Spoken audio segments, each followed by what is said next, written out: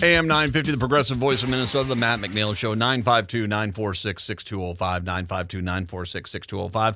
Michael Brodkorb, not only is he an expert at political conversation here in Minnesota, especially from the Republican side, but he's also been our Vikings correspondent. He is kind enough today to join us. And I sure did not want you on the air on Monday. I'm glad we had the New Year's Day, because I cannot imagine Monday you would have been in a good mood to talk about what exactly happened last week. And Michael Brodkorb is here to talk about Vikings. Hi, Michael.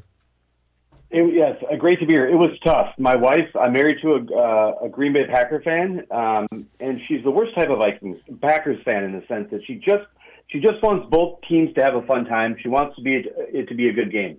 It was not a good game. It was not an enjoyable experience, and the Vikings lost. And this is where we're at today. I'm coming off a Packer loss. Not a good time to be a Vikings fan. I drive a kid over to a sleepover in Wisconsin at a cabin for a few days. And so I was in Wisconsin. All of a sudden it dawned on me it's 3:00 on New Year's Eve. I said, I'm in Wisconsin on New Year's Eve and the Packers play at night. I said, I need to get the hell out of this state.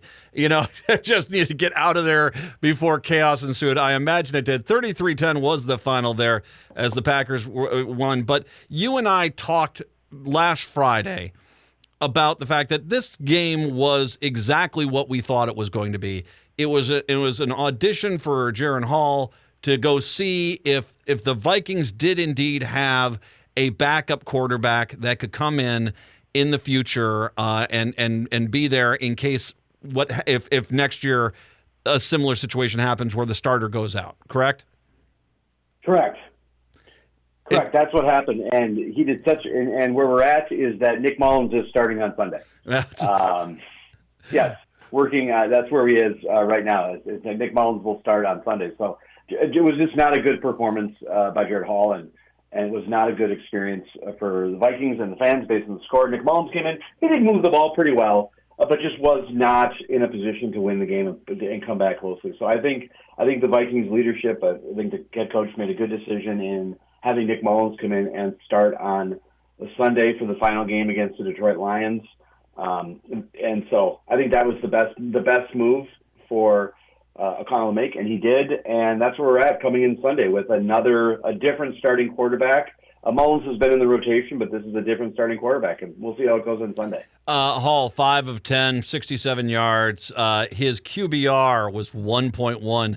To give you an idea, Jordan Love, who is, that Packer team is not nearly as good as they try to make themselves out to be, but they beat us. But Jordan Love's QBR was 82.7, so that tells you a lot there. So it's not Hall. Yeah. And Mullins came in, and he was, 13 for 22, so 500 basically, 113 yards. He did get a touchdown, but it's clear Dobbs, Mullins, Hall, none of these guys is worthwhile for us to consider for a backup quarterback in the future. Is that a safe assessment?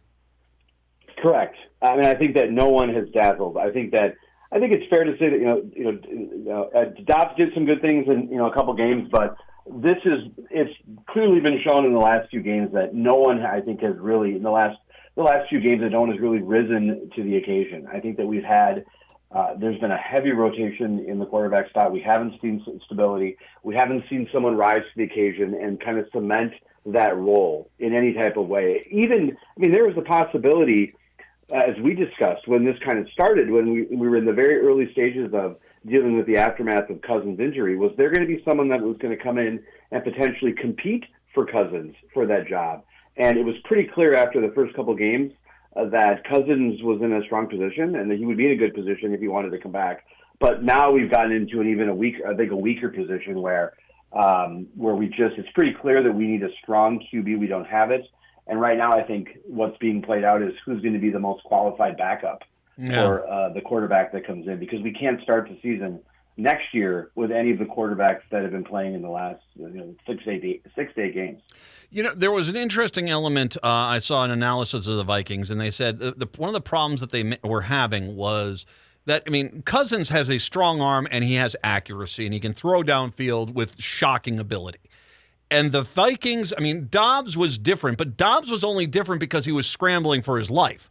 that the Right. Vikings themselves, the game plan that they put into place for Mullins, for Hall, for Dobbs, really was the Cousins version with maybe one or two tweaks. And that if you're going to go with someone who doesn't have the arm strength or the accuracy of Cousins, why in the hell are you doing a game plan that is geared towards a guy like that? Correct, and I think you've been spot on about that. The play calling hasn't matched up with the strengths and or weaknesses of who's in the QB spot, and I think we've seen that. We've seen a high number of interceptions, just some bad passes, some bad kind of in the pocket decisions, and so we haven't found that groove. We had a little bit of success in the Atlanta game, and in the follow-up game, there was some success, but we haven't been able to find that groove, and there's no other way to describe it that I think the Vikings are just limping in to the final game of the season. There is I think a less than 5% chance. I think I looked, it was around 3% chance of them making the playoffs. They could still make the playoffs right now they're 7-9 as an 8-9 team. They could make the playoffs. It's a lot of things have to happen, but the QB position and I also will just raise the concern that if this situation were to repeat itself next season, and if we had a strong Cousins, it's pretty clear that we have to make two decisions in the quarterback position. Number one, who's going to be the starting quarterback next year for the Minnesota Vikings, and who is going to be the qualified backup quarterback. And I think we saw in this particular situation this season the need to having a strong backup quarterback. There needs to be a redundancy system in place for the Vikings in the quarterback position. And I think we have a lot of QB questions that need to be answered because aside from figuring out who's going to be the starter, I really think we need to figure out who's going to be the backup. And, there's a lot of years where the Vikings have had a quarterback position where who the backup was. You'd like to be in the situation, Matt. I think all NFL's teams would be, is that the backup is just that, the backup. They're just the backup. You don't know who they are, and they're not as integral part of the game plan. Yeah. But it's pretty clear that this season that we need to have both a strong quarterback and a strong backup because what happened this season has shown that we've had weaknesses in both. When I heard that argument about the fact that they didn't change the game plan for these other quarterbacks, the first thing that I thought about in my mind is, are the Vikings tipping their hand that that Cousins is coming back? Cousins is, they feel as if Cousins is going to be there. And so they basically said, we're just not going to, change everything. And we want these players, we want the linemen, we want the receivers, we want the defense, we want everyone to play the same exact way because, frankly, come preseason next year, it's Cousins' teams again. I mean, is that one way? I'm not crazy to take it that way. Is that the fact that they didn't change their game plan really is the Vikings screaming at the top of their lungs, no matter what we're signing Cousins? I think it could be, yes. I mean, let's just talk about. I think Kirk Cousins has done everything he can to show that he's committed to this Vikings franchise, including showing up to the last game and blowing the horn with the shirt off. And so I think he's really become, he's really renewed himself, and he's been in the attention span of the Vikings. He's made sure to be part of the community, part of the fan experience, and there are not, his presence there. I think he's doing everything he can that he shows that he wants to be here, and I think you raised a very astute point about the Vikings game plan and how they're structuring it right now. To telegraph that they want Cousins here. I would be very surprised, Matt, as we're coming into Week 18, as we've entered Week 18, the final weekend of the NFL season. I will say to you, for probably the most confident way, I would be surprised if Cousins is not back. I would be surprised if that there's just not an opportunity, or there's not, because I think both sides have indicated, or at least showing, at least to me, the amateur in the cheap seats, that there's a willingness that they want to continue the dance a little bit. I'd be surprised if he wasn't here. Okay. I really would. Is it like you talked like last week? I mean, okay, so you go into the draft. As far as the lackluster running game, find someone on the free agent market, get them in here in the offseason. But look at your clearly because of Cousins, and we have to take into account he's coming off a major injury. So there is a likelihood he might miss a few games. Go on out there and find the QB of the future for the team in the draft, get them in there. You think that is possibly their game plan they're looking ahead toward when the draft comes through? I got to tell you, that's where I think it's at. I think that we've really seen over the last, how many games where we've been rotating the QB position, shown a real lack of strength in that backup position. And this team needs an anchor. It needs an anchor in that QB position. And, best case scenario is that we're going to get a repaired Kirk Cousins in some form next season that can is he going to have the same mobility? Is he going to have the same ability to scramble and move across the field and do those types of things?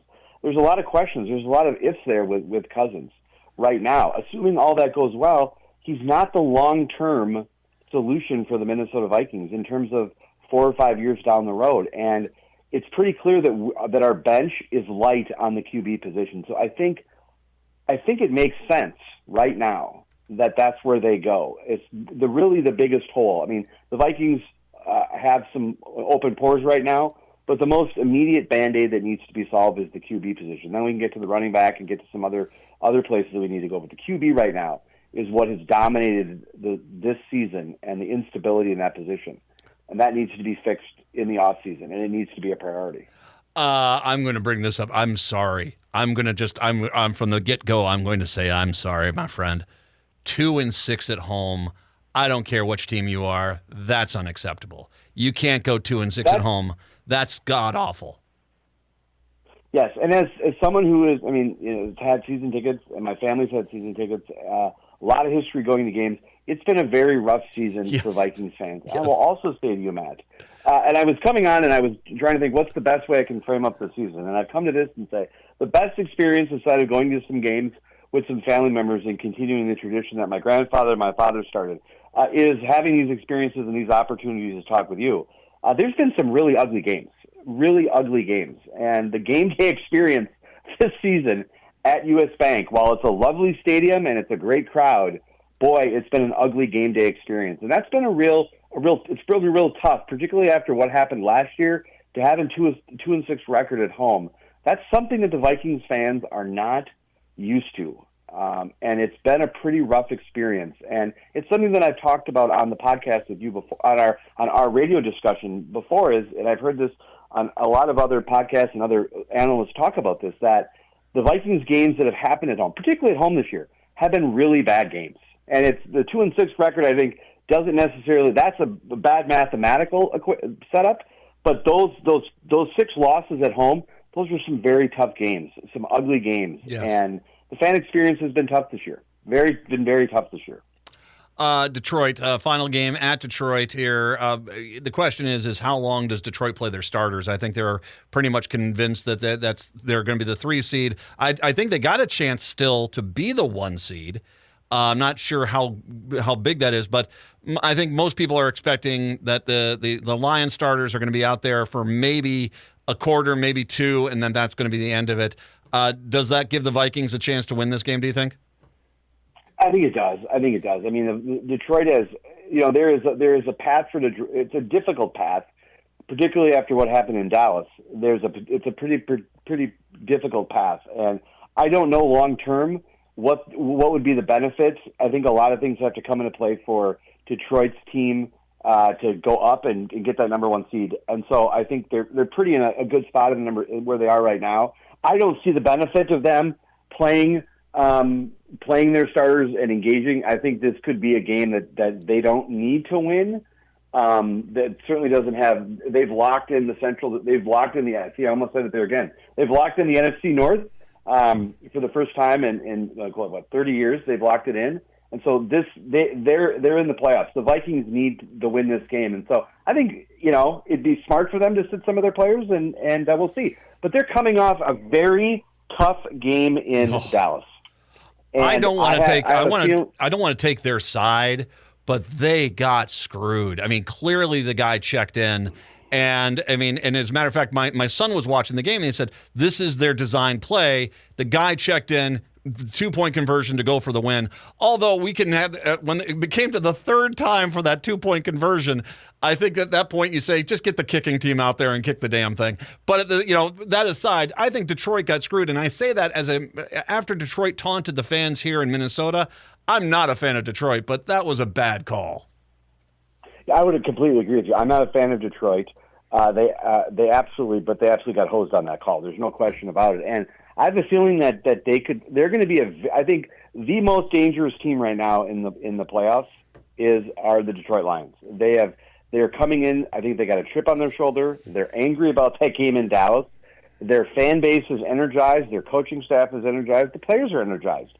And they have a kind of us versus them mentality right now. And what they've done in the NFC North, the historical kind of move that they made this season, they're very dangerous, a very dangerous team. That being said, I think it would have been better if they would have won in Dallas, and I think they would have been in a much more comfortable position to let this game go on Sunday. I think they're going to have, independent of whether it's the starters or starters or not, depending on what percentage, Vikings got to come out and play. But I think I think Detroit's going to be in a strong position, and it's obviously statistically, in order for the Vikings to make the playoffs, they have to win against Detroit, which isn't an easy task, but they have to win. And then a series of things have to happen for them to make the playoffs, which I'm ready to articulate when you give me that space. All right, go, because the Packers have to lose, correct? Yes, the Vikings need to win at Detroit. Seattle must lose at Arizona, and the Packers must lose to the Bears. So those three ands have to happen. The Vikings have to win, the Seahawks have to lose, and the Packers need to lose to the Bears. And then there needs to be one of these two things happen. St. Louis needs to lose to the Atlanta Falcons, or the Bucks lose at Carolina. So the Vikings, three things have to happen, and then a combination of two others. And right now, those chances, I just checked, 3% yes, is the chances of the Vikings to make the playoffs. So you're telling me there's a chance, but I'll be cheering on the Vikings on Sunday at home. But it's a tough road. It's a tough road for them to make the playoffs. I will say this. Okay, so here's our game plan. Next Friday, you're back. We'll do a playoff preview. We're going to presume sans Vikes. But we'll do a playoff preview. We'll do your picks on this. And then for sure, and one thing I did not mention to you, right before the Super Bowl, we got to have you back on and kind of give you your thoughts on that game as well, okay? Of course, sir. All right. Michael, one quick question, if I can, about politics, because you are such a smart mind on politics. And I had someone ask me this question. Minnesota 7. Michelle Fischbach is up there. She should be the incumbent. She shouldn't have any problem.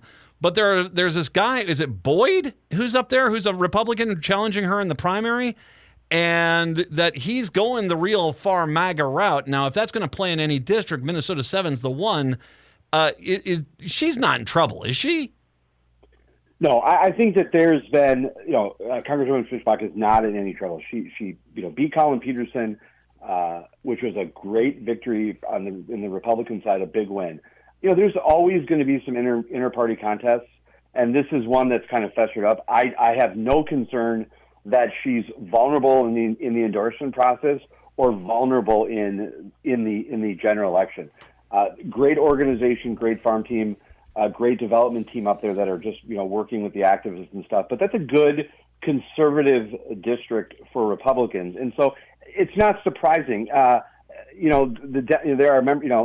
For example, Congresswoman Omar has got a couple challengers running against her. In these types of strong partisan races, where there's one political party that has a real strong kind of good position on the seat, you sometimes see these inter-party challenges that happen. But I think it's not a significant challenge to Fischbach. I think she's got a great organization, great political team, and I think she's in a very strong position both to get endorsed and to win the general election. And as you may have discussed on another show, but she and 4 members of Minnesota's congressional delegation just came out in support of Donald Trump's candidacy for presidency. I think that just looking at the map politically in the state and knowing a lot of the Republican activists, 7th congressional district is a strong Trump district. It's a strong area of the state for his campaign and what's going on right now. And so I think she's aligned herself in a good position to be endorsed quite handily and win her seat for re-election. Oh, it was a profile in courage watching Tom Emmer make that endorsement after Trump torpedoed his speaker bid. So it's profile in courage from Tom Emmer. But yeah, I agree with you. I get it. The guy's going ultra MAGA. I still don't think it's going to be enough to knock off Fischbach up there. So we'll talk more politics. We'll talk more politics throughout the year for sure. Michael Brodkorb. Michael, as always, thank you very much. We'll talk to you next Friday. Sounds great. I hope we'll be in good spirits. We'll talk soon. Talk to you soon. We'll take a break. Come on back. Some music on a Friday. It's the Matt McNeil Show right here on AM 950.